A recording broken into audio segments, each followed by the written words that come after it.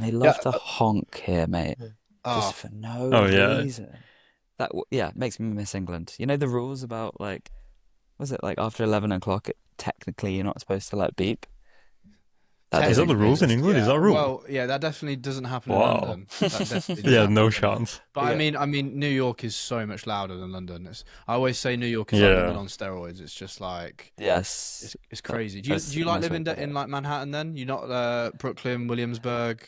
Mate, yeah. I did Brooklyn for like 4 or 5 years when I first like moved here. Yeah, I was in Greenpoint for a bit, and then I was in Bed-Stuy, which was like full on Brooklyn. yeah, It's incredible. And like people be a Saturday morning, it's like 8 a.m. and somebody's got like a boom box yeah. outside their window just like playing just like hip hop. And that's where like Biggie and Jay-Z were from, and it's like where Do the Right Thing was like was based. So like that was my world for like a few years, and it was great, man, because Yeah.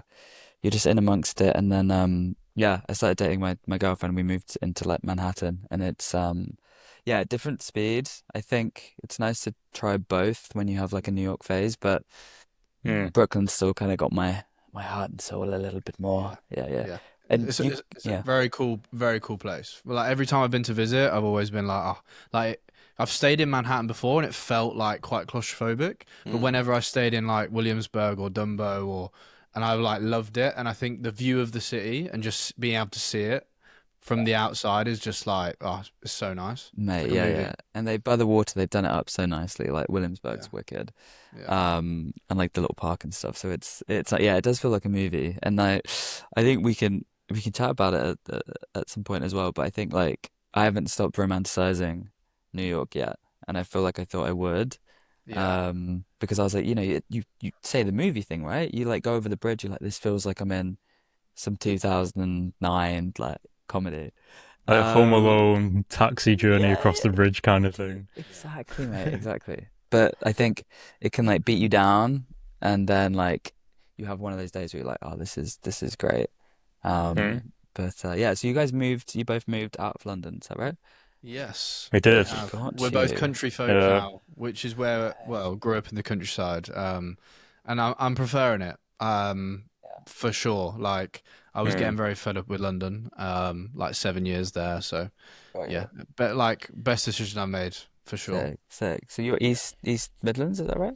Correct. Yes. Hey, Someone's what's done their Wow. on that homework. about page, my guy? That Yeah. research. Someone's done their homework. But what I kind of want to start off by saying, to be honest, is that so when I moved to London, speaking of London, in 2018, 2019, straight out of uni, that was when I first came across your work. And so I'm very excited to have you on the show because I think it was I lived in Shepherd's Bush when I first moved to London, and your cover that you did with H, where he's like with the water or is it the bubbles or whatever.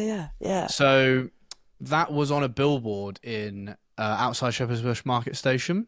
Yeah, 10. Sick. Yeah, so I would walk past that and I'd see it and I was like, oh, who shot this? It's sick. And then I think I found you on Instagram and I followed you ever since. And it's cool because like I remember when I first made my like first website and I took a lot of inspiration from yours at the time back in 2019 and I remember seeing that eight shot and I followed you ever since. So when you dropped me a message to say you're a fan of the pod and you'd love to come on and stuff, I was just so happy because like I say, like I followed you all the way since then and like here we are how what 6 7 years later and now we get to chat to you over the web and it's just a cool nice full circle moment, so thanks for coming on. Oh, bless, Yeah. man. Legend. Thanks for the kind words, man. I love that. And similarly, like, yeah, when I kind of discovered the pod and like your guys' work, I was like, this is wicked. So now this actually hearing your voice in particular, actually, Cam, is quite like so I've just been like listening to this, and now we're chatting. Oh, amazing. And yeah, it's funny. I was on your website and I was like, Matt, what are you using to like? This is really boring. What are you using to host it? Is that format? So it no so it Now he's used taking inspiration from your website. yeah, so it No. used to be, now it's Wix. It's just Okay. Wix now. We'll have to offline about that because I actually had a new rap the other day Okay, talking. Have I frozen? you have froze. Oh Oh, no, Yeah, you're it, good it, now. it will be, it should be okay in the actual recording, oh, so don't worry about if it sweet. happens on it. Okay, Sorry, cool, cool, you were cool. saying you had a new. I had a new yeah, a new rep who's wonderful, but and I always think this is quite nice when you have like fresh eyes looking at your stuff. And they were like, "Oh, your website's terrible." She was like, Right. "We need to change all this." She's like, "You don't have enough of your work up." And she was like, "I don't know like what you want to be shooting or what you have shot." And I was like, "Look, I've been doing this for like 9, 10 years. I've done all of this." And she's like, "Give me an archive right now of everything you've ever shot that's like half decent. Let me see that, and we're gonna like change this around." So it's yeah, it's always interesting actually. Like on the note of websites, I'm now in the market to freshen it up. Yeah, because when you come onto my website, I've got like there's almost a detail shot and a like a wider shot from the same thing. I've made that in Photoshop, so it looks like there's two images side by side from the same shoot, but I've made that as one landscape image in Photoshop, if that makes sense, and then I've Okay. uploaded it as a slideshow. Um, because I recently sat down with someone as well, and she was like, she went through my archives, and she was like, "This should be on there. This should be on there. This should be on there." And I was like, "What? Like really?" So I could kind of relate in that sense. And I want to get into kind of being repped and the US and the move, and obviously you're from the UK, and we'll kind of I want to get into all of that because I'm curious, and I know all the listeners are as well. Um, but I want to talk about a recent shoot you did which popped up on my thing, and that was you just shot Stormzy for the Met Gala, which is pretty cool. Thanks, Talk us man. through that. Talk us through that. How did that come about? How did it go? The images look great. Are you pleased with them? Thank you, mate. Yeah, I've got a little Polaroid here that Oh, I solid. probably I wasn't I think I nicked that. Um but no, mate, yeah, thank you. It was amazing. Yeah, it was one of those calls that like okay, I don't want to get all like manifestation-y and like very American, Oh but no, it's fine, man. It's it's fine. like the Met Gala comes around every year and you realize that there's probably a higher amount of people that need like content than um th no, there's enough work that's suddenly going to come into the city, and you're like, look, people are going to need stuff, and it's going to be last minute. So I had a few like kind of clients that I've done stuff with before. I was like, hey, here's my yearly message. Yo, are you doing anything for the Met? I'm around, kind of thing. Because like, again, like we all like travel around, and I think sometimes it's hard to for people to kind of know where you are, and if you're like, oh, do you live in LA or London or Paris or wherever, and also just to be front of mind because there are so many amazing people out there. So I tapped into all these things and like nobody was really kind of biting.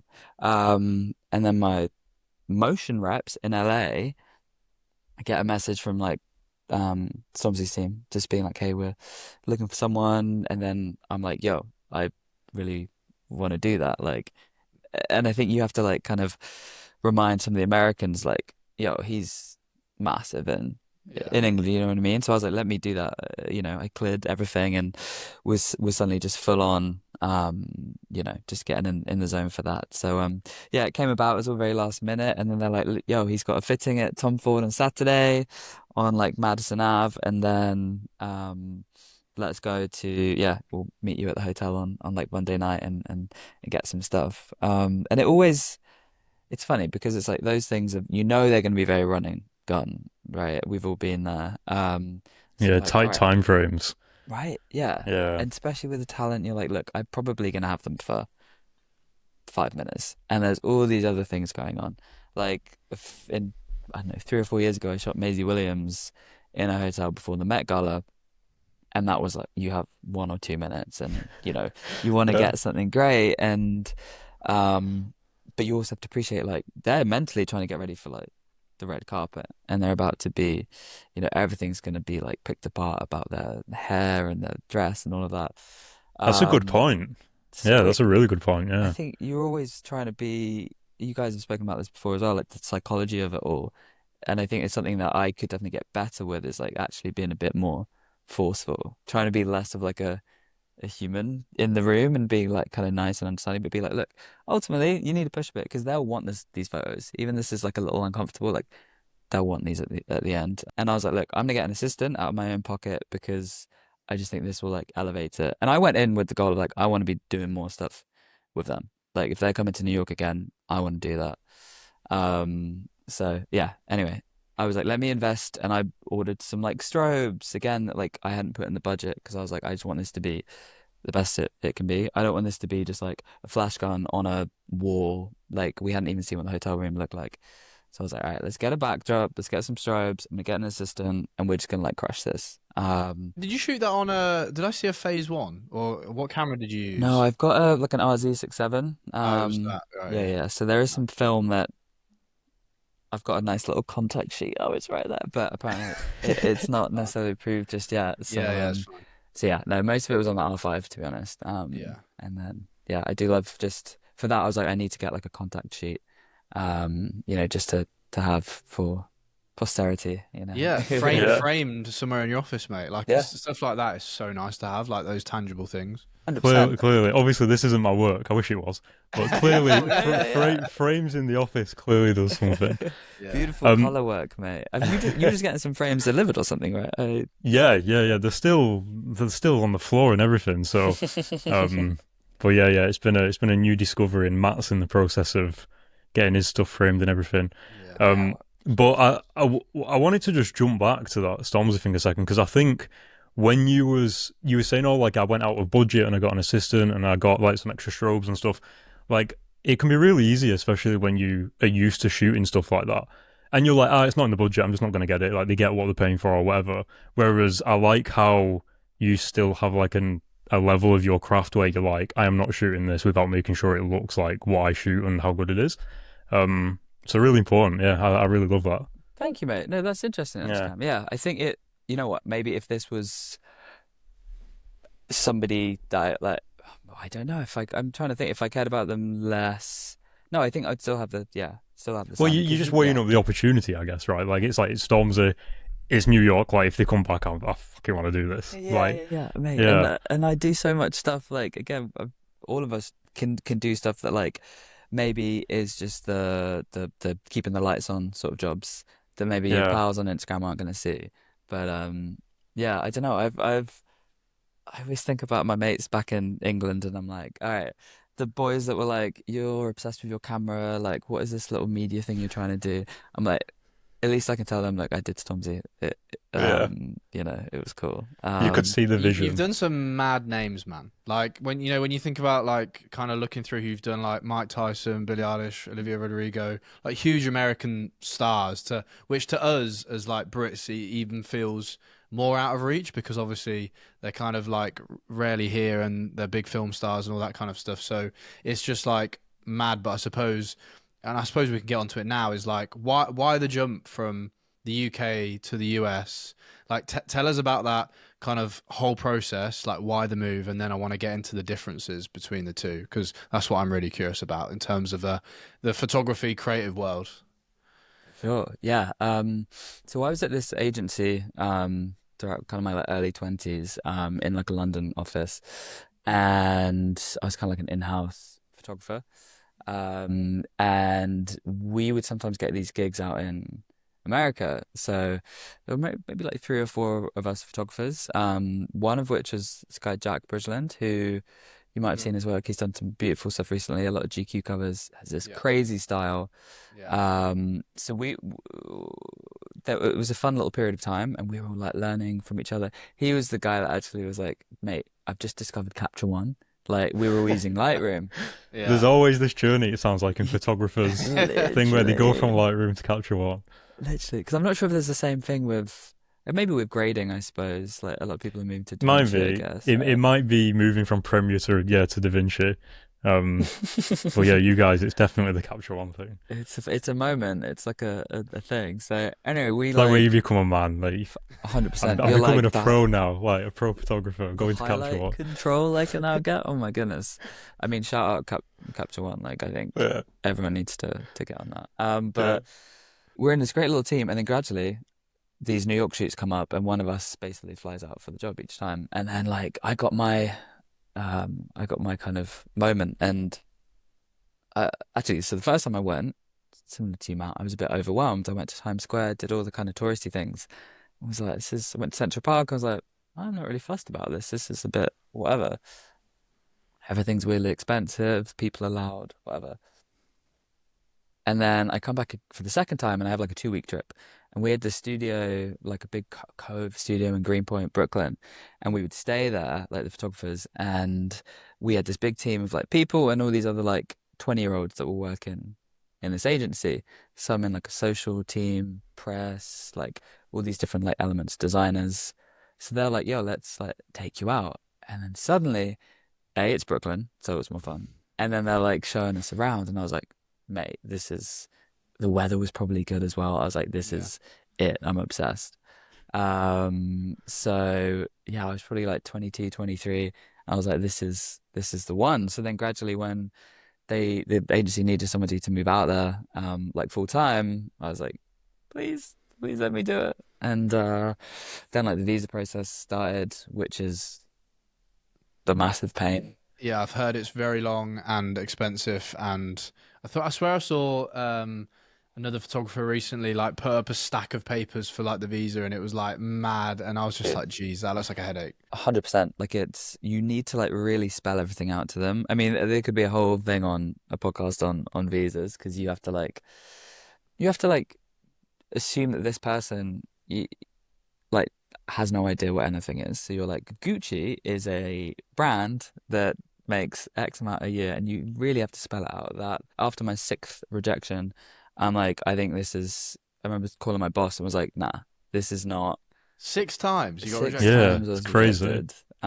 Because it's just really difficult, and I think you really have to prove that you're going to bring something to the US economy, and it's so objective because if you think you're going for this visa, and so is like a neuroscientist, and so is an astrophysicist, and so is a guy is doing like VC stuff and is going to bring in 400 million to their economy. So like you really have to prove to this kind of person in like an interview like the post office that you're doing something that's worth it for them. The term is like extraordinary alien. So Right. like That's Okay. you basically have to prove you're doing something that another American is not able to that's do. yeah, that's what I was about to say. I'd heard that you basically have to show that your talent is not like no one in America can have that same talent, that same skill set, and that's what makes you different. Which is, I imagine, like you say, super hard. Which hence the process and the long you know What made you period. do it 5 times though, and then do on your six? Like, because there's a lot of rejection that, or was you just like, you know, Yeah. this is it? A lot of No, people, you know. mate, 100%. Yeah, I think it Uh, was. I was really. I was like, I'm giving up. And I had a girlfriend at the time, and bless her, this was probably a 2.5 year period of time because each application is like a couple months, 4, 5, 6 months. Um, and my agency, grateful for them, were like dedicated. They're like, look, I think our lawyer was like, look, I'll keep doing this. You pay me once until we get it. wow. Wow. So we just kept on going, and yeah, I think my boss was like, look, let's try one more time, the sixth time, because you feel like, look, I'm trying so hard to go to this country and they don't want me, you know. But yeah, I was like, no, this has. I don't know, you know, when you have that kind of clarity and you're like, I think this is the next period of my life. This is my 20s. I need to do this. Um, and anyway, so this is funny actually. So the last time I went, I had just done a Mumford and Sons like album campaign, and after we'd finished, apart from being like this was the most beautiful like experience and shoot ever, I like put up four of the portraits next to each other, sent it to Ross, the CD. I was like, I think this looks kind of cool. Anyway, next thing I know, and I was just doing BTS. So this Oh, was like really? I was not, there was a proper photographer doing the album. There was a video team, drones. I was literally just doing BTS, some GIFs, whatever. But I send him this four like laid out. The next thing we're back in London. He's like, "Oh, swing by the office. I want to show you something." And he'd like mocked up the album with like the vinyl with all these different portraits on it, and a tube mock up and all this stuff. And I was like, Oh, "Bro, no. like what? Like Well, you didn't tell that me is this." wild. Can I pause you there? So your images ended up being the album cover.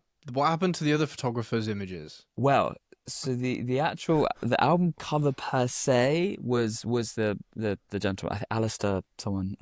He Okay, did like this the main cover, but then you kind of open up the vinyl, they see all these like 40 portraits and got stuff. you. But for the ads, for the like tube and stuff, for whatever reason, they just used my portraits as well. Lovely. Okay. So then what happened is I had my visa. This is just like it all working out, right? My visa interview, I go in, I take the vinyl with me, and I'm like, look. I was a part of this. Here's my name on the credits. I did 90% of all these pictures. Yeah. And it's number one right now in the UK and in the US. And I think just her being able to see that, she also recognized me from the 6 times I'd come before and was like, okay, now I think you're at a time where you deserve the visa and I think you're ready to go. So it all That just kind Came of worked together. out. Yeah. do you know what stands out to me with that is if you don't have your work, like you don't showcase it, it could stop you from getting a visa in a different place. You know what I mean? Like you was able to go in with this, like, look, here is my displayed thing. Whereas if you just had no work to show, like if you had the work but you just didn't have it like collected, like Yeah, you in you know, hand and having that tangible thing yeah, 100%. to be able to share with someone is such a more like a bigger emotional connection. It's more like it's a greater experience. So for her to see it in hand and be like, wow, because it's obviously one thing seeing your image on a screen, on a phone screen, Mm. but seeing it and in print, in hand, on a big like, and the fact that you could say, look, it's number one in the US right now. Like, there's no like, it's just like crazy. here I am, here's my work, and like stamp my visa. Yeah, yeah, yeah, mate. And Yeah, let me know. literally, I don't know how many weeks it was number one for, but like the chances that it was that exact time was, Yeah. it all just kind of like lined up. So, yeah, eternally grateful for Mumford and Sons, basically. Love that. Love I that. love those. What is, and this is what I'd love to know, the biggest difference you think between the US economy for photography and the UK economy? Because I've got some friends that are over there and kind of chat to them, and I hear budgets and I hear this, and like it seems like the US has way more money hmm and like people hmm get paid more for shoots. But as someone that's obviously like been part of both, like what are the biggest differences between the two in your opinion? Yeah, yeah. So, there's a few different things. The budgets are definitely bigger, and I think there's more work. If you think of how big the kind of the the amount of consumers there are in America, it makes sense that so many things are going to be shot and created here. I think, what is it, 400 something million people that live here compared to 60, 70 in Mm. England. Yeah. And then it also goes globally as well because of the English language. I think you have access to so much talent here, both in, like your celebs and sports people that people are going to want to shoot. And also I think the creative talent as well, because you've got New York, you've got LA, we've also got like Mexico pretty close, which has some crazy like DPs and stuff. In England, stuff's a bit cooler. I have this theory about a taste map that I can go into where the kind of further west you get, the less cool I think taste gets. Okay. And I think the end of taste is kind of the hyper like commercial stuff. It's really bright, it's really clean, the Yeah. grade's pretty average. Yeah. But then you go all the way to like Japan and Korea, and you've got like these visionary No. directors, and even just like fashion, people are like cooler, right? And you get Yeah. to Berlin and Paris, and it's these crazy production companies. You got like Division and that German one I can't even pronounce, BWG or whatever, like crazy stuff. So then London's there, and it's grittier, and it's a bit cooler. People are shooting. It's a bit more visceral and edgy, and I think maybe stuff can get a little bit safe in America, definitely like LA. Yeah. So Mm. that's something that I'm always kind of like trying to battle with, because like the work that comes in is pretty like California, sunny, clean, and like I still get inspired by the like more gritty kind of like Londony stuff. So that's something that I think is different, like creatively. I suppose that's where you can kind of like take advantage of like personal projects and shoots, because I feel the same. Like Mm. when you're shooting for commercial clients and like sports brands and stuff, it's very much the box ticking exercise. This is what they want. It's very clean cut, crisp, product focused. So it's like, but when you go and shoot something for yourself, you can be grittier with the edit, the compositions, the way you crop stuff, the way you light stuff. And Mm. do you try and make time to kind of do those things if you can to kind of show the way you'd want to do it? Yeah, dude, I think it's such a big thing that I'm trying to like get better at. Because I think you can get in a cycle of like just doing the work, the kind of like commercial stuff, and then you're like, wait, I haven't, none of this represents me, and like there's a lot of the jobs I've done like the start of this year, like probably might never see my Instagram because I don't think they're what I want my like brand to look like. And then as a result, you posting like three things and people don't think you're working. So it's such a funny thing. And I know you guys, again, you've spoken about this before, like comparison. And I think that's a huge sort of thing. So I think trying to listen to yourself and just shoot the stuff that has no client and like just feels more creative and authentic, I think is definitely key and is something I'm trying to do more. And I think so what happened at the start of last year, I was like, I need to do this. So I was in London and I booked a studio and like got four models to come and we did these tests and I spent, all that kind of I invested in it myself and then was like hated kind of all of the pictures and was like, why have I done this? And no, I didn't hate them. I think there was cool stuff in there, but it wasn't like this freeing experience. So I think now on maybe like kind of I look for those jobs that are a bit more creative, lower lower kind of stress levels and maybe lower budgets, but there's a kind of world where you can really get creative with. So like there's some artists that I've worked with where I think music tends to have a little bit less kind of like budget, but there's less stakeholders and you can really get creative. And I think music's always inspired me. So doing like an album cover, there's an artist called Carlita that I've been working with, like a DJ who's dope and has really, really cool people, like great stylists and people that can and have music sick. So it's like, all right, if I can be part of this cool little world and you just want artists that like respond to the ideas that Your you ideas and come up with, yeah, you know what yeah, I mean? And they're yeah, like, yo, let's do this. The stylist had this great idea to do a massive hat because Carla always likes to have like something on her head. So we have this weird, supersized like red hat on her, and it became like an album cover. So I think for me, in answer to your question, yeah, it's trying to find the highest potential creativity in maybe the jobs that aren't the like big budget ones, but there's like room for creativity in. The worst thing is then if you get one that's like low budget and then their expectations are here and they like want to limit you here. But I think yeah. you learn how Yeah. to maybe like sniff those out. Hmm. Yeah. How do you both like find the time to carve that like time out and hold yourselves accountable? Because I think you're both really good at doing that. Well, more recently, this will be a proper question for Matt because he's doing personal projects every day almost. Um, That's not true. Just I'm kicking out a lot of social content at the moment, so it could mm. look like I am doing a lot of personal shoots, but I'm uploading a lot of You're BTS definitely from on personal it. shoots. You're definitely But like on it as I'll much as try and do client stuff, one I reckon. every like other Mm. month probably. So Yeah, there's which like is really good. one Mm. every 2 months, just because of the what you were saying. Like I was shooting a lot of commercial stuff, and it's very obviously product focused, brand focused, and it's not kind of how I would go and shoot it. But a prime example is I went and shot a personal project with a footballer that I wanted, and I shot it the way I wanted to. And then, Puma saw it on TikTok and were like, "Can you come and do the same thing for us?" So, Mm. and that's kind of a prime example of like doing a project your way can actually like it's kind of what makes you stand out from the crowd, and that's kind of what comes on to a question that I want to like bring up. Do you think like what do you wish that newer creatives kind of focus more on when trying to like find their own lane and stand out from the crowd? Because I think there's so much noise out there at the moment, and there's so much talk like trends and comparison and different gear. Like, what would you say that you wish that newer creatives did that you kind of help them find their own voice and their own lane and their own?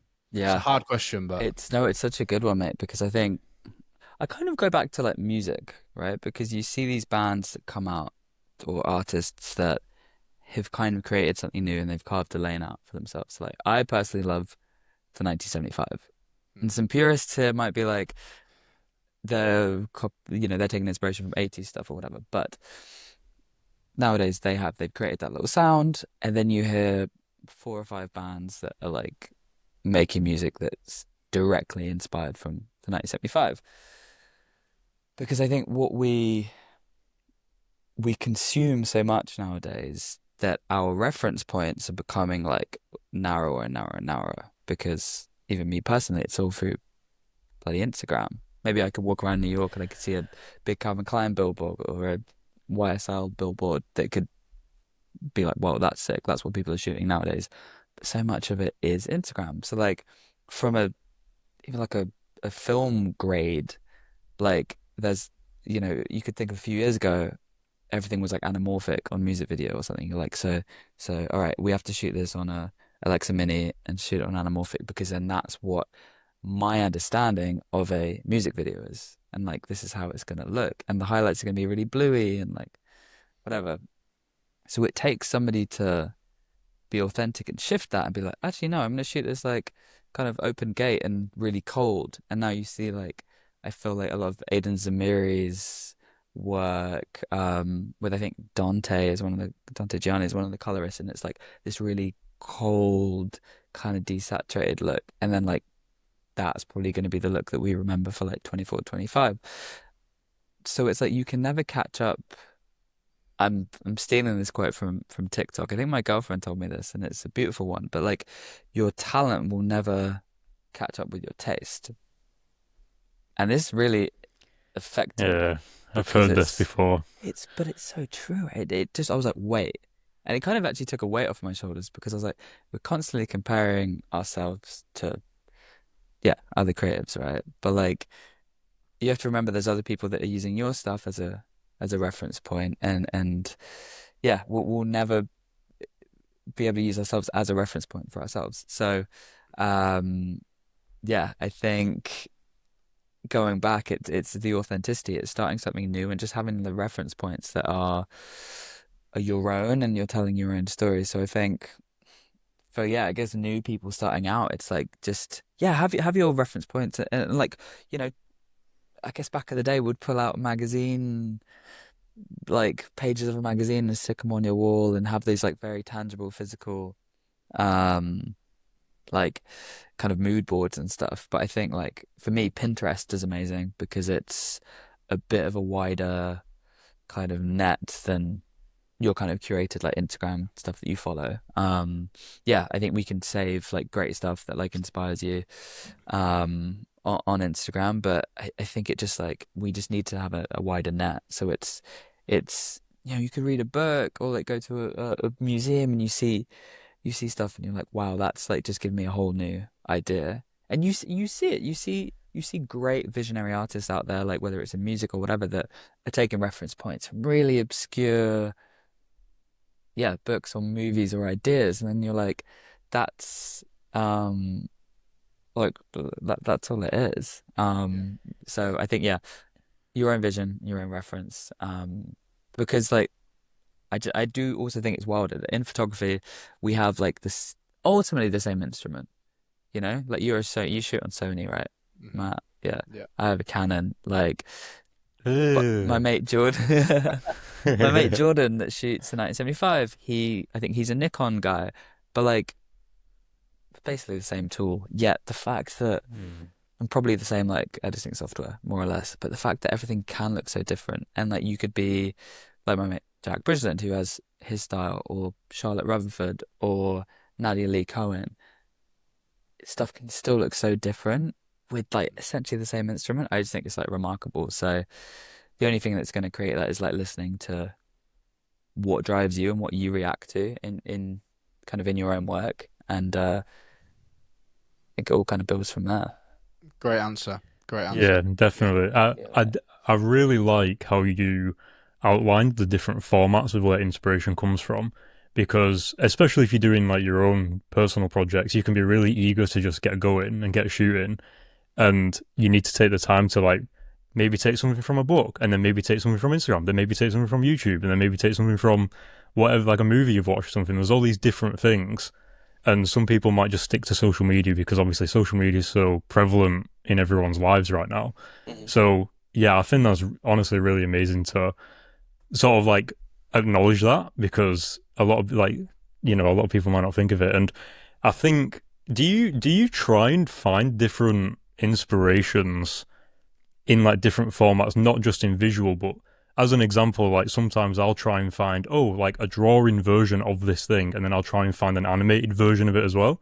So even though I'm finding different things, it's like yeah, I don't know, different things. That's interesting, mate. It's such Wait, a bad no, way to put it. no. I want to unpack that. It's fascinating. So, like, Mm, for example, the car spot, right? You did a mm. Lamborghini thing. So, say you're Yeah. looking for like shot references for a car on a highway going fast. Mm. Like, wait, yeah. So wait, tell me. So you could look at different kind of like what's the word like mediums of like that image. So Mm. you could take inspiration camera from like a Need for Speed video game. Yeah, so like maybe, and again, like maybe you'll use AI just to see like if there's any AI images of that online, and then is there like blueprint versions of like the Lamborghini from the side? Like, is there like just these different iterations of the same thing, as well as the different shot ideas and stuff. So you might have a side shot or like maybe in photography a portrait shot, but then you have like a colorful like where it's more abstract portrait, and then maybe you'll have like lined portrait and. You get what I mean? So it's the same That's kind shot, of but it's just a sick. different version of it. Yeah. And the reason why I bring it up is because I've been doing 3D a bit, and they do it that way. Like at least for video, I always used to just go to video references and see movies and whatever. Whereas they have to do it in what's realistic. Okay, how's it made in 3D? What's it made drawing? What's it made in animation? And they find all these different things. And so I've tried to implement that, and I don't know, like I think as you said with new people, they usually the new people are new, so they've already had all these ideas probably their entire life and they're eager to get them out. But then once you're maybe a year into it, you have to recreate the inspiration thing again. So you have to find these different mediums again, and it just gets wild. I mean that's two big things there, I think. Yeah, like refining the inspiration and not getting jaded. Yeah. Yeah. I think it's okay to go through phases as well. Like being like, look, this Mm. month I'm not actively going to like think about like a personal shoot or something. I'm gonna get really into, and some of my like most creative friends really get focused on like denim for 6 weeks, and they know everything Okay. about denim, or like candle making or oil painting. And I think honestly that they're some of the most creative people I kind of know, and I think that's okay to do that. Like I'm playing a lot of like football in New York. I'm on like an 11-a-side team. We play every Sunday, and it's probably the highlight of my week. Love that. Uh, And we just won the league. Shout out the boys. oh Congrats. wow. Thank you, mate. Congrats. Yeah. How long was it? How long was the to get to that point? Did you? Well, Like I guess is it? four. I'm gonna sound like such a noob. Is it like seasons? Like what No, is the? no, that's a fair Is point. it, yeah. It's pretty it's basically September through to like what are we now, like June, May, June. Mm. But because it gets so cold in New York, they kind of December, Jan, Feb, they kind of like close it up, and then we Mm. restart again for like the You, spring, you're the from spring the UK, like season. you The know real Yeah. it's question is, fine. what position do you play?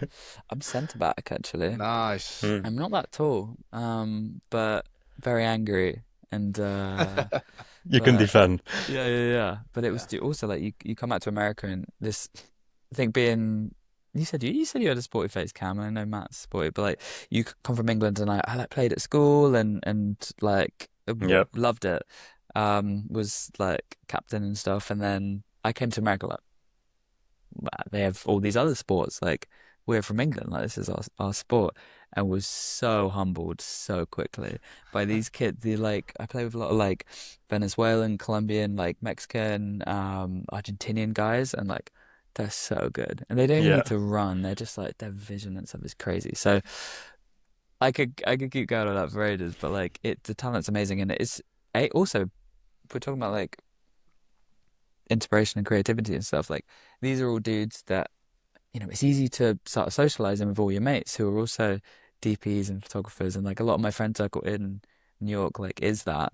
Um, so then I've got buddies that one guy's a pilot, one guy's a doctor, some guys in school, and it's really nice just to have different kind of things to talk about. Yeah. You know what I mean? And you don't have to be going on about like our world because it can get very, very like you know singular. Like bubbly. Yeah. You're in like a bubble Yeah, exactly. sometimes. Bubble, Yeah. that's a great word. Yeah. But no, I will remember. So I glossed over your point there, mate, about like the different ways to like build up an image and an idea and stuff. So I'm going to take Mm. inspiration from that because it's really interesting. Like for real. I want Like a credit. I want like 100%, all mate. the pre-production inspired by. Yeah, yeah, yeah, yeah, yeah. Yeah, you get that tag, man. Let's go. What's kind of been your favorite shoot so far? Do you have one? Yeah, Like, yeah. you go It's on. funny. Well, no, yeah. I think it's like I've been trying to think about this, and it's almost like sometimes your memory can get clouded by the output versus the enjoyment. So I really try to like question, all right, why is this my favorite shoot? Was it the output because this did like well, or like it went to a lot of places, or we saw it everywhere, or did I really enjoy the experience? And because there's some stuff like I did a bullet whiskey like directing job, and it's one of my favorite things on my reel. And it's yeah, I'm super proud of it. But like, was that enjoyable? No, that was like a horrible 2 days, and it was just intense. Like it was just a lot of pressure.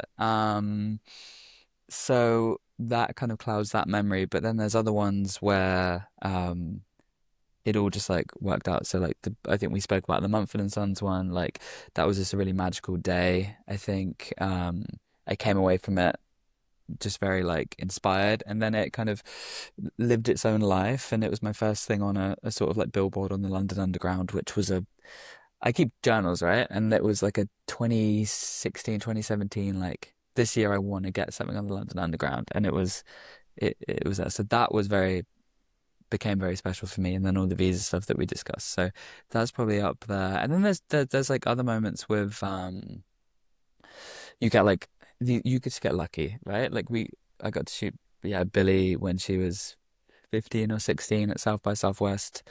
And that could have been, like I said, this is when I was part of this agency, and that could have been any other of the other photographers, and like we didn't know she was gonna kind of blow up as she did, but she knew who she was, and she was so cool at that age. And like, I mean, at 15, I don't know what I was doing, but I was a little weirdo. So I was like, you could kind of, it all made sense afterwards. It was like this person going back to authenticity is just purely her, and had really good people around her. And in fact, actually, I was shooting that with my buddy Ryan, and I think I'm glad we did it, but we were like, yo, we want to do 50-50 here. So like he got some shots, I got some shots, and then the client kind of got a split. And it's funny, I go back through that hard drive. I'm like, any like off shots, like are there anything else from another setup that I can like kind of tweak and like re-edit, and I probably recolor like that one shot all the time. But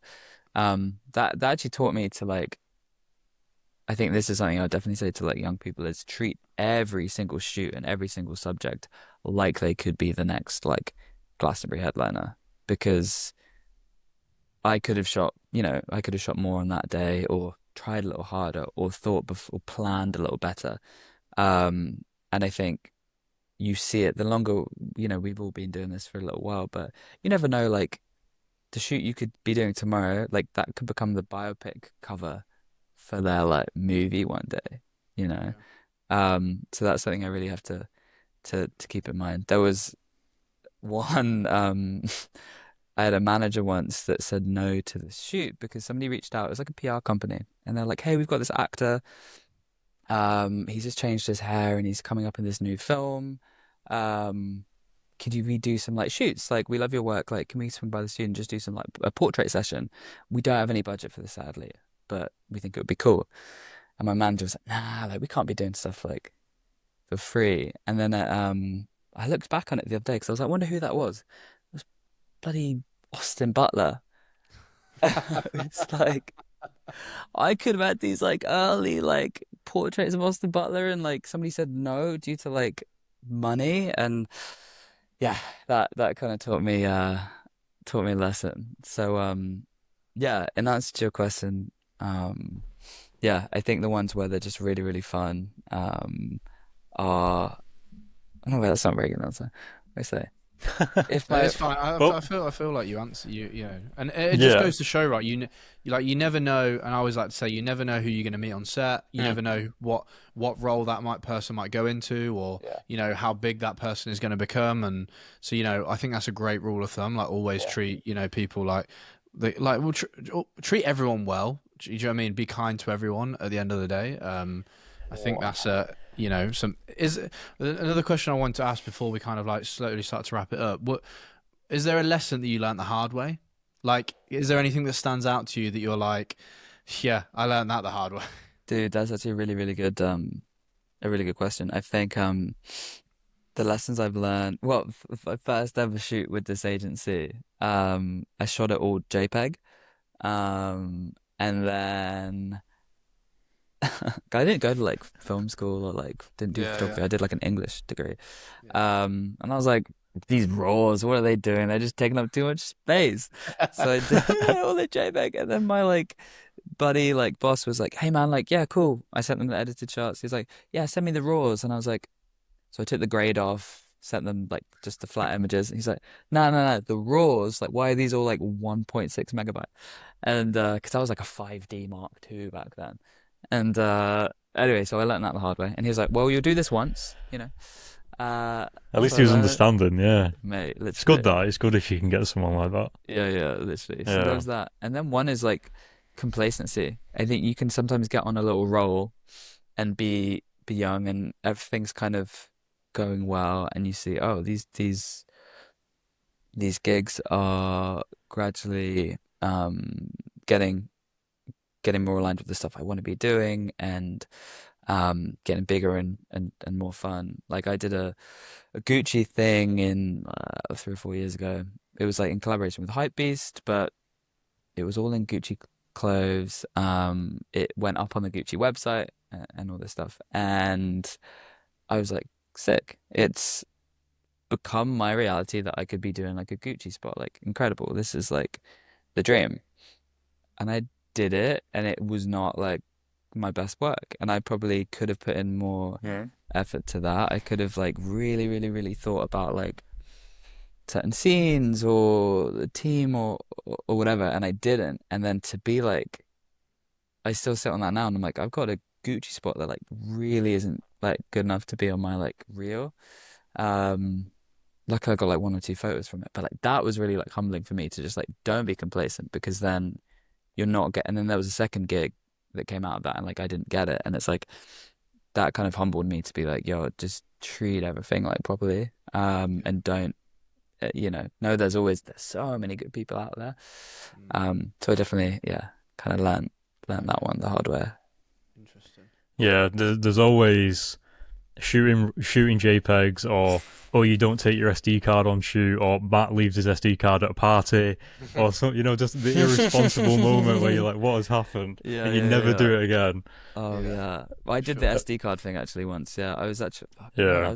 I was shooting with Liam Payne. Sadly, obviously, we kind of lost this year, and we were in New Hmm. York, and it was I think I was like offloading some images right on like the sixth floor of this like venue, and we were like, we need to get some shots outside. Obviously, with something like that, there's just such big kind of crowd. So we like run downstairs, the whole team. We're like, cool, we've got the Oh security guards. no. Like, you got 60 seconds to get this shot outside the venue. We're gonna be mobbed, but like let's get it. So we run down, and like I'm like, oh my goodness, I've got One Direction right here. Everything's like pressured on me, and I'm like, oh, the card is upstairs. It's still in the card No. reader. No. And there You was can't like, even oh wiggle out of it. mate, and there was like a video guy doing kind of like B-roll, and I was like, bro, do you have like a SD card or something? He's like, no. I was like, security guard, and I was like, in that moment, let's just communicate this instead of like stressing and going internal. Security Hmm. guard, you're gonna need to give me 1 minute, la la la, go back inside, come back and redo it again. But that taught me the SD card one for Oh sure. God, I can feel like the tension and anxiety from You that know what I moment, mean? Yeah. especially Oh. when it's limited time with people as well, and it's like that minute is the minute that you have to get it. Yeah. Awful, Yeah. awful. So we learn, each one, and I'm sure there's going Yeah. to be things that, touch wood, I still, have to learn Oh as yeah. well. But Uh, yeah, The hardest part as well about learning things now is that you will learn them on shoots that are even more important than what they were back then.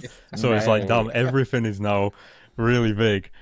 Yeah. But I know Wow. that Matt is probably eager to jump into just a different side of it. But you mentioned, obviously, we know that you do directing, we know that you do photography. But I want to know, like, I have to ask what the difference is between the two from your Mm. approach to it. because obviously photography, like directing, they do kind of blend together. Like Matt, again, like being a photographer, has been approached to do some directing before, and I want to know for people listening, where do you start in terms of differences? Like, do you well, you know, like directing is a bit more overall, and you have like a bigger picture, Mm. like how the full machine runs and like where it's going and what's happening. But photography is a bit more like the creative and the, you know, like the very specific output compared. Well, never mind. I'm blabbing on. I'm blabbing No, on. no, no, But no. you understand. No, it's totally right, mate. No, I Mm. think it's a really interesting thing. Yeah, I started with stills first, and then was like, I want to do music videos. Like, I grew Mm. up in like really bad punk pop bands, and was like, music is like the world I want to be in. So I begged my agency for a while. I was like, let me do a music video. Like, please, I have these ideas. I think I can work out like how to do it. The direct difference between moving from photography to directing was knowing that okay, you have a bigger team, so there are more people that you can kind of lean on, and you can really kind of like orchestrate your kind of like dream team of like people like really lean on a production designer. I have a friend called Phoebe who I've met in the last few years who's really taught me the power of like actually how important production design is to just the color scheme to text, just to giving them interesting things to like, use or interact with. Obviously DPs, I think, or DOP is we say in England. I think this is crucial. They're like the right hand person for sure, and I really, really get very fussy about like who that person is, and I'd love to just like really, I have to trust that person, and really like Yeah. listen to them and make sure they feel like inspired and like empowered as well. Well, they're essentially bringing what you describe into light, literally. So Yeah, wait, there you go. you know, yeah. Well, So 100, like 1,000%. So I've had really good relationships with DPs now, and I think that's something that in photography, like we don't necessarily get. You don't get to build a team, I think, in the same way.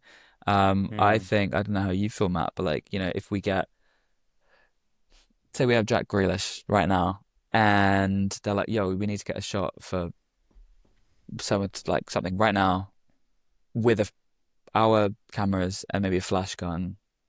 And a white wall, we could probably get something that's pretty solid, I think, like as one person. Obviously, we Yeah. want more stuff, but I think that comes down to like the photographer and their interaction and like the poses and how they choose to light it and the energy in it.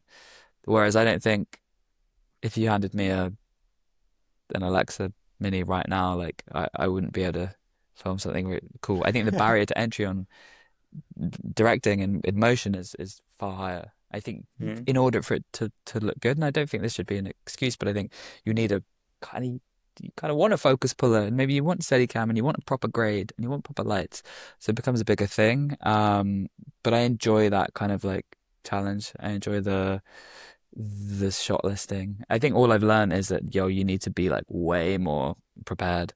You Mm. need to like yeah, you need to storyboard. You need to really work out like, all right, what's all of these beats? You have to have that. Like I do a lot of previs stuff now for like my commercials, so I'll do a kind of a previs animatic sort of thing with the storyboards beforehand. So if it's 30-second spot, I'm like, all right, this is because often there's a voiceover as well, so I'll kind of show that to the client and be like, look, we are dialed in. This is kind of what you need to expect, and this is kind Yeah. of what you're gonna get. how long Yeah. does that take? So like if you are directing, do you usually ask for like I want at least like 14 days, or sometimes is it like I've got 3 days to do this? Like what Mm. would you usually aim for if you had to plan a directing Yeah, shoot like that, like a yeah, mate. commercial? A lot of the videos, honestly, the video stuff, I would say it's like 6-8 weeks lead Mm. time now because it's like I'm pitching and often it's a triple bid against like other directors. So then you've got the treatment phase, and I think yeah, probably yeah, maybe 10 days a week out, we'll get the storyboards kind of approved, and Yeah. then and from there I'll try to like time it out and stuff. And what I've realized recently is I'm actually over storyboarding stuff and over complicating stuff to kind of appease the boards and the brief, and then Mm. as a result, I'm suffering because the day is too short and you can't put the love into like each shot that you need because up the chain they've already signed off. This is exactly what we're getting, and that's something I think is at odds with creativity and is at odds with the passion projects because really becomes, we just have to tick off all the stuff that we promised. And I do think the whole like thing gets diluted. So the best directors and maybe more like experienced directors that I'm kind of listening to and learning from, like, it's like put your foot down early, because ultimately they're coming to you for a reason, and you need to like work out a way to be like, we can't be shooting 36 shots in a 12-hour day, like otherwise everything just becomes diluted. So Yeah. that's something I've learned. And then maybe that's helped my photography, because now I can be a bit more planned out as well. And you're like, what, we have like 4 setups in a whole day? Like, let's go. This is lovely. Yeah. Which is yeah. So I'd say I that was my think big. I think that's really helpful for people listening because you can see these shoots, especially your work, which is incredible, and then you imagine like, oh, maybe it took a week or two, and it turns out no, like the even just the pitching and everything was like a few weeks, and then you had to get that signed off before you went even further, like, and there is like an actual dedication to it and a research and a like a shot list, so it's not accidental. No, yeah, Um, that's funny, and it's funny when you see like a little 30-second spot, and you're like, really? That was weeks of your 2 months of your life, and you had to fly to Mexico for yeah, that? Like, come on. But yeah, and it also, I think one thing is like that I had to learn. I think again the hard way is the um realizing that you are actually quite a small fish in the overall project. Like with this client stuff and like big agencies, I've learned like I'm just bringing their vision to life, but they've been working on this for probably 6 months. Maybe I've been brought in for the last like 6, 8 weeks, but like this was something they were pitching, in January, and now we're shooting it in June. And ultimately, we're kind of just like a chef that maybe, sometimes the clients don't really even care about like me. They just want to see that what they've kind of sold in is coming, and it's true to life. So that took me a minute to realize, look, let's take the ego out of this. And for these commercial shoots, we're really just like servicing you guys. We can have an input and a kind of a say, and try to, yeah, make it fun and cool and creative for everyone, and offer like ideas. But you also have to appreciate like where you actually are in the grand scheme of things. And I think that's something that I did not know. I probably learned in the last like 2 years, that actually kind of like know your place a little bit. Just kind of negative actually, but I think it's good to well, know. yeah. I mean, Yeah. the on being on set can sometimes be quite obscure. Like, people, if you've never been on set, yeah, well, actually, even if you have been on set plenty of times, there are still things like no one tells you. And so for you to also share some of that is like, people that are coming up will be able to at least anticipate that. Yeah. Like Um, and forgive me, Matt, I don't know if you have any questions, but I have more. So, No, no, no. um, I want to wrap it up because I know I'm conscious of time. We're already at an hour 10, so oh, there's so, damn. so much to speak about. I could But chat all day, Yeah. gents. Yeah, yeah, um, yeah. Yeah, we don't one want to take question too that much of your time. I'm here, chilling. one No, I'm question good. I'm that good. I want to know is obviously you've been repped and you've been repped for a while now. Do you think that's something that kind of needs to happen in order to have a successful photography career, in order to access like bigger kind of projects Mm. and stuff? Do you think that's something that's definitely beneficial, or what's your opinion? Interesting. No, I don't think it's necessary. I think there's a lot of people out there that are doing it just with their own brand, and they're doing incredibly well. And they're great networkers, or they're going for like 4 coffees a week, and they're like reaching out to people, and they're creating that kind of network and stuff. For me, I can only ever speak to being kind of on the agency or like rep side. Hmm. Um, so I can only really speak to that. And I think, yeah, they've opened a lot of doors for me, especially when I was young and get my visa rejected. They had access to record labels, was kind of how I started. That I got in with like Polydor when I was super young, and then you do one shoot, and then the marketing director's like, "Oh, shit, you did this cool, like come do this artist or do this artist." And I think that was hugely beneficial for me, just having somebody that could open those doors. And then it's your choice to or it's up to you to really crush it when you do get in that door, because again, you can get complacent and be like, oh cool, I'm in this door, and then like there's other people that can replace you really really quickly. So I think, yeah, that's always really helped. I think having people that can take objective looks at your work and be like, this isn't like your best, or or stuff that you hate, they might be like, "This is great," and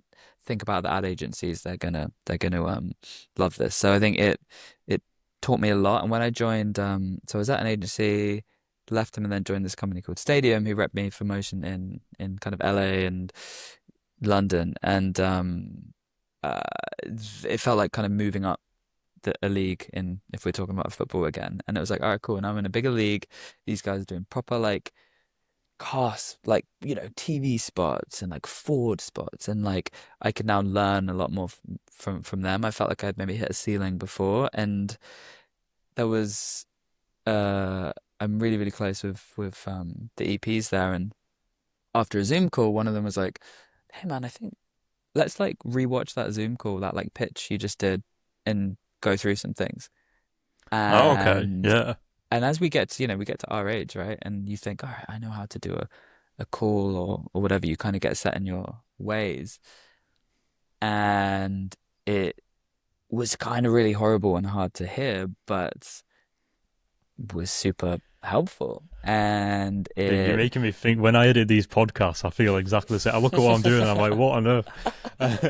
What was the biggest mistake you made in those calls then? Like in terms of like, Hmm. was it communication? Like, was it a little yeah, takeaway that you can give us? yeah, it was communication. It was not being kind of clear enough in my ideas. And I would you know, say, I think it was the way my intonation and how I was ending sentences. I would let them just keep kind of like trickling out and be like, yeah, and it wasn't giving them a feeling of like certainty. Because if they're choosing between three directors, they want to be like, this guy has the idea and they know it. And often there'll be a preliminary call where it's kind of like a vibe check. If somebody's, again, so you guys are doing this, but it's like for anyone, I guess, listening, it's like, cool, the vibe check with the agency. Hey, this bullet whiskey spot's coming up. You ask them a few questions and kind of work out what their expectations are for the treatment. You then go away for a week and do this like beautiful thing. And then when you have your pitch back, you want them to feel like, cool, they've got the idea and this is like the person for it. And I think I just wasn't, uh, in those first calls, I was like trying to answer everything. I was trying to offer a million ideas and be like, wow, we Hmm. could do this, we could do that, we could do this, which I thought was peppering them with creativity and ideas and interest and passion. But it was actually reading like indecision and vagueness. And it was what I've learned is you could have five ideas written out on here that you really want to get across and sell to them, but actually like hold some stuff back, think about it properly, and then come and impress them with kind of more succinct, clear thoughts in your presentation or in your treatment or something. So that was something I learned. Yeah. Yeah, that's. I feel like Matt is smiling as well because I think Benji from Hypebeast mentioned how he would look at pitch decks and people wouldn't really go hard on the idea. They would be like, oh, we want like maybe this light, and he's like, no, I want to know like specifically which light. I don't care like how expensive it is. Just tell me, and then we can work out budget and we can see if we can get it. Yeah. Um. That's it. So Clear yeah, and definitely. direct, clear, concise, direct, Mm. confident, Yeah, and yeah, you yeah. know, I it's feel the like yeah. same on set, isn't it? Like you're Hmm. directing talent, you don't have a lot of time. This is what I want you to Yeah. do. Communicated really clearly in a Yeah. friendly way, but it's like, it's like firm, it's confident. Yeah, do you find you get your kind of best kind of reactions and stuff? So, for example, actually, your Leah Williamson stuff, so lovely. Got such nice Mm. like texture to it. Was that film? Out of interest? Yeah, 35 mil. Yeah. The in the hotel room and outside. Yeah, yeah, yeah. Yeah, The it's outdoor stuff. Yeah. beautiful, like the fall Thank you. off and the texture and stuff to that. Like, and there's some really nice like moments where she's like laughing in that. Like, how do you what's your method to like unlock those really like natural kind of reactions? Well, it's funny. I think I'm super, super relaxed and calm, and a few people have told me if I've worked with them regularly, the one thing they enjoy about working with me is that I make them feel relaxed because I'm relaxed. So it's a very like friendly vibe. It's super chilled out. Like it's just like easy breezy, and like I'm clear and concise with my communication and confident. But I always try and make it feel like a really relaxed scenario. Lots of small talk, asking about like what they've been up to, like have they been away recently? Just like straight away getting on a ground level of like they're human, I'm human. Let's kind of like connect. And it was funny though, those photos I took with Leah. We actually sat talking for like an hour or so before we even shot anything.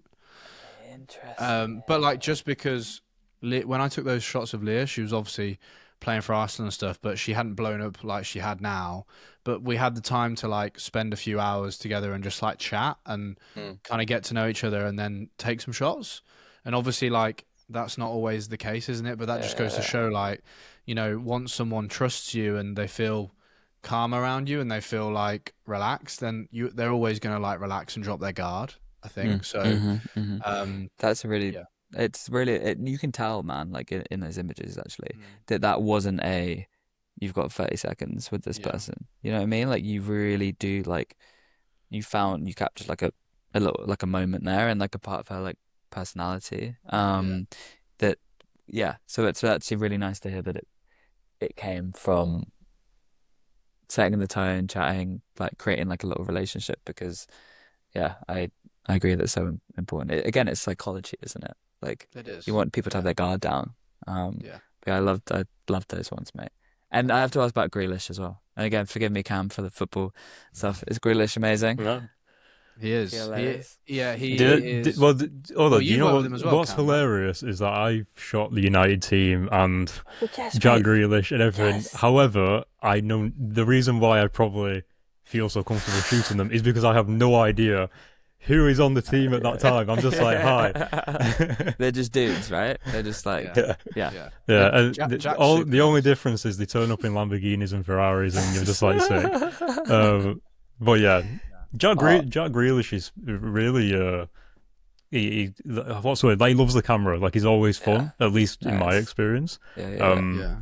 He's but just yeah, up for going getting involved. He's up Yeah. for like mm, trying anything, and do you know what I mean? Like the shots I actually got of him, like they were filming some just like social content, and I was shooting around them. But like even if you're pointing a camera his way, like he knows to look at it, and you can kind of get a bit of a smile out of him, and like all this kind of stuff. And he mm, works to it and enjoys it, and so he's easy to shoot. But That's sick. he's super nice on set, and Yeah. one of the nicer footballers I've worked with. So yeah. Sick. yeah, I love that. I think it reminded me of something the other day because I think in the previous podcast you guys were talking about the pinned three posts on Instagram, Mm. right? Everyone that was kind quite of pops. recent. Yeah, Yeah. damn, Yeah.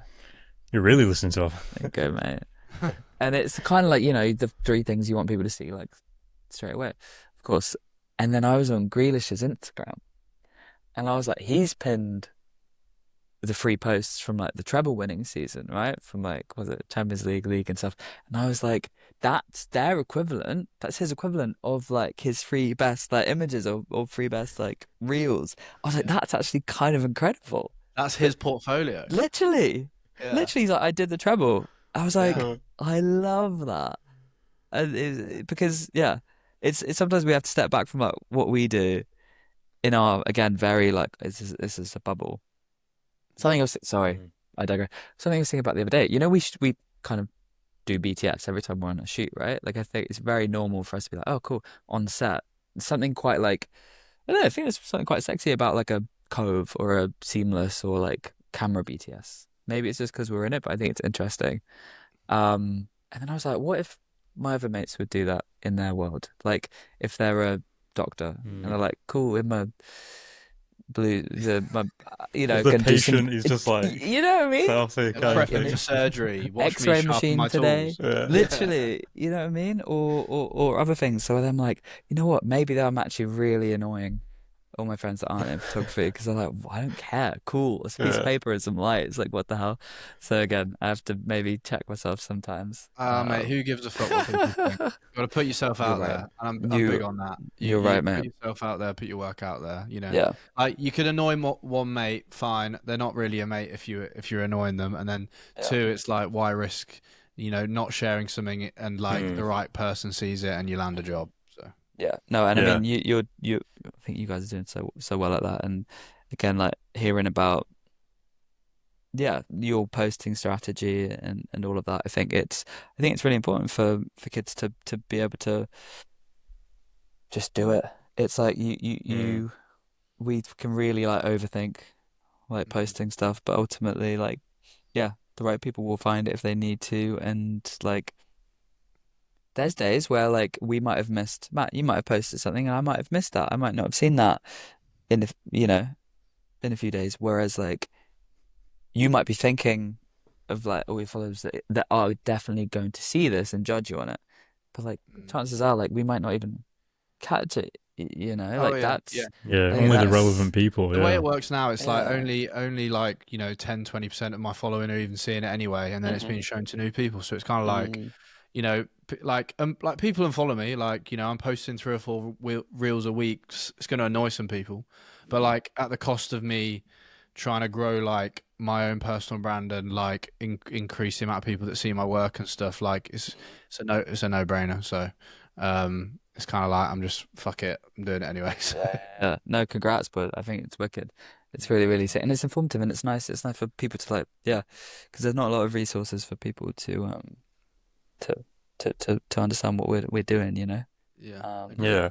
Agreed. I love that. Hence the show. Yeah, and Yeah. late invoices. I'm bloody Well, waiting on that was some. our last question. That was our last Wait, question. wait, wait, hold on. Before you say the last question, well done. What was you about to say then? I was Hold about to on. say 3 invoices I'm waiting on, mate. I've got to fly back to Oh, England. I went into it. Okay, That's okay. the answer. Yeah, that But yeah, was. our last question is always to everyone on the show. Do you have any late invoices? And so you have three. I have three, and it's really Hmm. frustrating. So one thing I'd say is when you do get paid and times are good, because we're freelancers, why would we do this to ourselves? Doesn't the idea of a salary sound lovely? It does. When times are good, get a load of tuna and like brown rice, get it in the cupboard. Because then if you're on a Yeah, day where you don't want to be spending that much, at least you'll be eating, you know? Yeah. of Amen course, to of that. course. Amen There to you that. go. Sweet. What about you, Cody? I still have burning questions, but also I'm aware of how long we're going for, and Can mate, well, I don't. let's FaceTime, bro. Let's. I got a day, mate. You got whereabouts are you in England again? I'm Are at you like, Manchester? well, I don't know if I should say my exact location. I'm on like the Wait, upper. I'm Cam, it's closer not. to You're not giving Blackpool your now. coordinates. It's not like Hey, someone's gonna be knocking you on your only need fucking door. one of the 50 people. Only one of them needs to be a psychopath. So, but yeah, I'm closer to Blackpool nowadays. Like I've moved back to Manchester, but I'm a little Yeah. bit further from where I'm originally from Rochdale. So, Oh, um, yeah, sick. I love but that. yeah, Have you found that the um? Sorry, I've got questions for you as well about like the pace difference between there and in London. Do you feel like you can think a bit more like creatively? oh my god, for sure. Again, the same as Matt. Like you come out of the city and everything's cheaper, but like I think the best thing is that in the city you feel like there is this like keeping up and trying to stand out all the time. Whereas I think Mm. when you're surrounded by wildlife, it's a bit more Yeah, yeah, like yeah, you're It's yeah. just just less noise. It's there's just no less noise. it feels like there's just less competition, even though there's not. But Mm. there's the awareness of it isn't there, which is great because then There's it less allows you to distractions. really Yeah. yeah, and again, Yeah. it goes back to that thing of where I've been spending a lot of time really researching personal projects, and I felt like I couldn't really do that in London. Like there was that thing Mm. of I want to spend 3 days on this, and then I want to push and shoot it or whatever. Yeah. Um, whereas now it's a bit like I don't care if it took me all day to find 5 references. Um, Yeah. so I don't know. That's It's it. Yeah. yeah. That's really interesting. Do you find like location, if you really have to do something, like you need to be in the right space for it, like geographically, like, or you can work quite like healthily in your offices. Uh, I think I'm definitely more of like an indoor introvert. Like this is the first time where I've created a space like this where it's got my like pictures on the wall, my interests. Yeah, But yeah, I do prefer to be a bit more isolated. And I guess like what is that saying about isolation is like solitude is like where the greatest ideas come from, or something like that. I don't know. yeah, Yeah, yeah, it yeah, depends how probably. you're wired, right? It depends how you're Yeah, wired. Like yeah, yeah, yeah. yeah, Me yeah. and Cam are so different in that. Like I've obviously got like my office space that I've created, and I love working in here. But I need Mm. to like see friends and socialize, and like I get. It's funny. I literally just made a reel about this today. But like the things that make me better at photography that have nothing to do with photography are going cycling, going to play golf, like spending time with my mates, like all this kind of stuff that's actually it helps new ideas flow in because I'm not Mm. so like, right, what's the next shoot that I need to create? Do you know what I mean? Literally. One, I couldn't agree with that more, mate. Yeah, I think I sort of think about cycling, and yeah, for me, it's like running or the gym, like you or football. Like you have to have a disconnect, and I think getting the body moving, getting outside is yeah the like healthiest thing. I did I'll have to send you a picture of this. It like last year there was a script I really wanted to write, like a short film idea, and I can't focus in like New York. I just can't. There's too much like collective energy around, right? There's Mm. 8 million people in a place half the size of London. And I was like, I need to go to Scotland and like have like a meet, like a eat, pray, love moment. So I found this Yeah. place on Airbnb in the Isle of Ig. 111 people live there. I found this like old like cattle shed. Used to have 4 cows in it, and then the poor thing just had like one human in it. And it was like no heating, just like a fireplace, the loo's outside, like whatever. You'd 3 boats there a week from like the coast of like Glasgow or whatever. And I went out there for like 5 days, totally detached, wrote this script, had like pictures like taped up all around this little bunk bed, and like found my like kind of zen, my peace, and like managed to write this story just because I could not focus in the city. Yeah, Um, love that, man. That's a cool little. And I've heard of like writers doing that a lot, and I just think that's the biggest thing since leaving London is it was the constant stimulus. Like Cam said this before on a past episode, it's like at any moment you'll make a text and say I'm outside or meet up or here or this or there's something going on. Whereas it's here, it's like I know that I'm in my house all day and I'm not going to get disturbed unless I go and leave it, and like there's just less distractions, no sirens, no noise, no like it's just calm. And I think like having that around you allows you to like since leaving London, I've never been able to think so clearly and kind of like what I'm trying to achieve and what I want to do. And that's probably been the biggest benefit and the cost difference, right? Of right. course. Yeah, yeah. So you think your Those two. productivity's gone up? Oh yeah, for sure. Yeah, yeah, yeah. Like Interesting. massively. Yeah. Yeah. Yeah. But that's for the no, it's yeah, I need yeah, geography is so important. Energy, all of it. I'm glad. Happy Yeah. for you there, Sweet. mate. Thank you, man. Hell Thanks. yeah. Well, we'll have to wrap the show here because my parents are waiting for me. I'm going to my mum and dad's for dinner, Oh and I'm my late. goodness, mate, I'm sorry. No, no, Sorry, no, it's fine. sorry. It's fine. It's absolutely fine. It's absolutely fine. Yeah. Go, But what's on mate, the menu? I hope they do. I think they might be doing a roast dinner. You know, Come on, not midweek Oh, roast. midweek. Yeah, yeah. Get me there. I grew up Oh, on a midweek roast and a Sunday roast. you're So really? yeah, what? twice Oh, a what a week. Oh my life. God, Yeah, yeah. which was blessed. Blessed. Bro, good for you. Yeah, yeah, yeah. Yeah. Go do that. We will not No, take you thanks, away from man. your No, no, spuds, for man. sure. But I mean, we'll chat more in the future. It's been absolutely great speaking to you, and I think everyone Yeah. that's been listening has definitely like found this really insightful, and is going to take lots of inspiration from it. So thank you, mate. I'm stoked. My pleasure. Yeah. Sweet. Thank you very much for having me. Like, you guys are wonderful, and it's really nice to chat. And it's a rare thing, isn't it, that we actually get to chat about this. So Yeah. thank you for letting me harp on. And yeah, I hope there was some little things that people could take away in there. And no, I really appreciate it. Thank you for your time. Sorry for going over. And Oh no, you're fine. You're fine. yeah, Matt is enjoyed the not the night. priority here. Yeah, Do not I'm not the priority. apologize. I'm not the priority. But yeah, thanks, man. And yeah, we'll chat soon. Beautiful. Enjoy Yeah. the rest of your your evenings. And Cam, FaceTime me anytime, brother. We got you. Oh yeah, of course, man. Yeah. Oh, I love this, man. Oh. I love it honestly. Yeah. And next time And I'm thank you from me as well. oh mate, pleasure. Sorry to cut jump over that. Yeah, if I'm next time I'm in England, let's all grab Yeah, a let's meet up grab a coffee or a Guinness I or love something. that. Yeah. for sure. Sweet. Yes. Awesome. See you soon. Peace, See you. chaps. Bye bye.